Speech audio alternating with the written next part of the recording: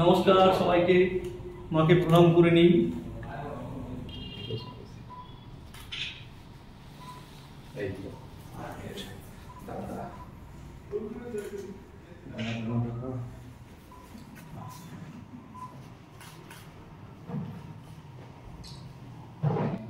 কে বলছেন?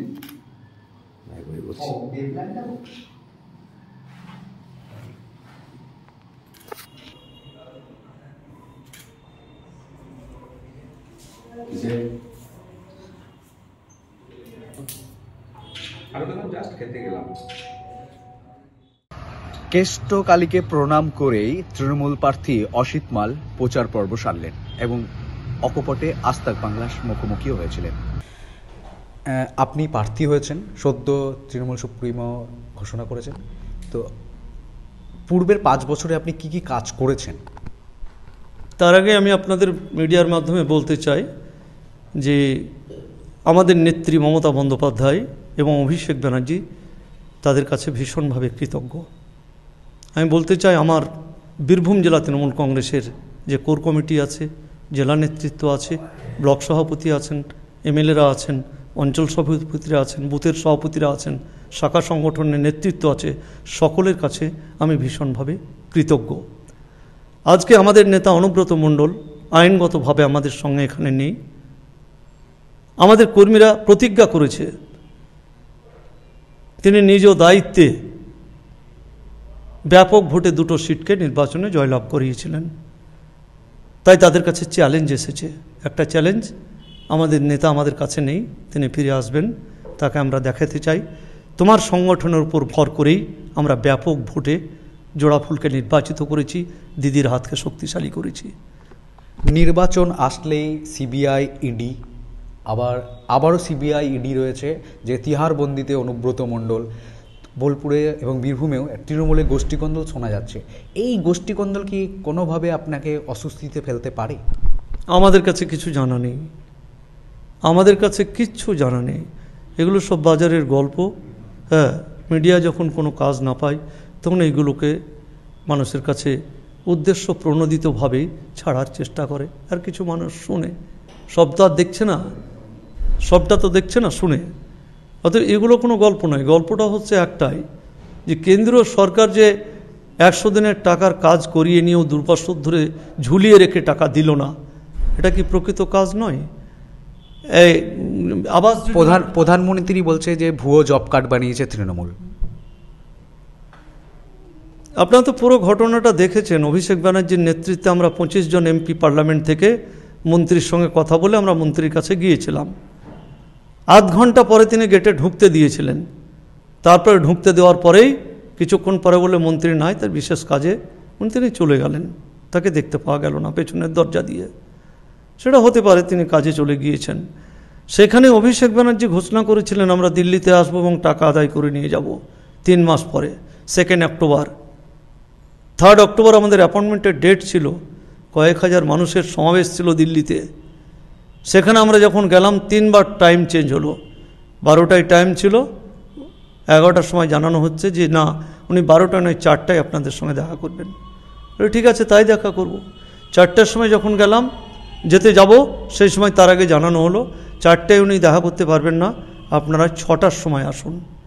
আমাদের অফিসের লোকজন পাঠালাম, জানতে চাইলাম তাদের অফিসের কাছে যে কী ব্যাপার, এভাবে ডিফার হচ্ছে টাইম, মন্ত্রী ব্যস্ত থাকতেই পারে, তার জরুরি কাজ হতেই পারে, আমরা দোষ দেব না। তখন তিনি বললেন যে পশ্চিমবাংলা থেকে বিরোধী দলনেতা আসছেন, তিনি এসে মন্ত্রীকে দেখা করবেন, কথা বলবেন, তারপরে আপনাদের সঙ্গে দেখা হবে। আমরা রাজি হয়ে গেলাম। 6টার আগেই আমরা কত লক্ষ মানুষের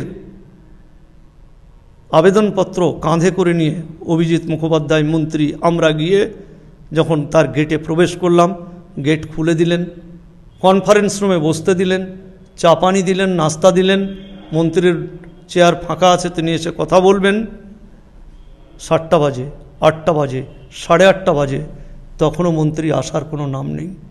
বামেদের একটি অভিযোগ রয়েছে যে বোলপুর লোকসভা কেন্দ্রের এমপি, তার কোথাও জনগণ দেখা করবে তার জন্য কোনো অফিস নেই, সাধারণ মানুষ তাকে দেখতেই পায় না, যে কোথায় এমপি কি করে, বলছে শুধুমাত্র তৃণমূলের র্যালিতেই এমপিকে দেখা যায়। এই প্রসঙ্গে কি বলবেন? এই প্রসঙ্গ বলার আগে আমি যে কথা বলছিলাম আপনার মিডিয়ার মাধ্যমেই বলতে চাই, আপনি কেটে দিতে পারেন সেটা আলাদা কথা। আমার একটা কথার উত্তর শেষ না হতে হতেই যখন আপনার ভালো লাগছে না তখন আপনি আর একটা প্রশ্নতে চলে যাচ্ছেন। যে কথায় কি বলছিলাম, আগের কি প্রশ্ন ছিল আপনি বলুন, কি বলেছিলেন? কেবল তো প্রশ্নটার উত্তর দিতে শুরু করেছিলাম, বলুন না কি বলেছিলেন আগের প্রশ্নটা বলুন। আপনি প্রশ্ন করা হয়েছিল যে কেন্দ্রের সরকার থেকে, আপনি যেটা বলছিলেন যে কেন্দ্রের সরকার টাকা দেয়নি, 100 দিনের কাছের টাকা প্রধানমন্ত্রী বলছে ভুয়ো জব কার্ড বানিয়ে। আপনি এবার তো এটা কমপ্লিট করতে দিবেন, তারপর আপনি কেটে দিন না, দেখাবেন না, আপনার যেটা মনোপুত হবে সেটাই আপনি হাইলাইট করুন, কোনো অসুবিধা নাই। তারপরে মন্ত্রীর দেখা মিলল না, যখন আমরা গেলাম 8:30টার পরে উনি বলছেন আমি দেখা করব কিন্তু কয়েকজন এমপির সঙ্গে, 5-7 জন, তার বেশি নয়। আমরা তাতেই রাজি ছিলাম। তারপরে বললাম যে বেনিফিশিয়ারি এসছে, তাহলে বেনিফিশিয়ারির সঙ্গে আমি মিট করব না। না, এটা করতেই হবে, কারণ যাদের জন্য এখানে আসা, যাদেরকে নিয়ে এসছি তার 2টো বাচ্চা, একটা ছেলে এবং মেয়ে। রাজ্য সরকার ঘরের লিস্টে নাম পাঠিয়েছিল, আপনাদের সার্ভে রিপোর্টে ছিল, যদি বাড়িটা বর্ষণে পড়ে না যেত, বাড়িটা হতো, তাহলে 2টো বাচ্চা একসঙ্গে দেওয়াল চাপা মারা যেত না। 2জন ছেলে এবং মেয়ে এসছে, তার বাবা মা মারা গিয়েছে দেওয়াল চাপা অতিরিক্ত বর্ষণে। তখন তিনি রাজি হয়ে বললেন ঠিক আছে, আমি কিন্তু একসঙ্গে দেখা করব না, বেনিফিশিয়ারিদের আলাদা আলাদা করে দেখা করব। আমরা তাতেই রাজি।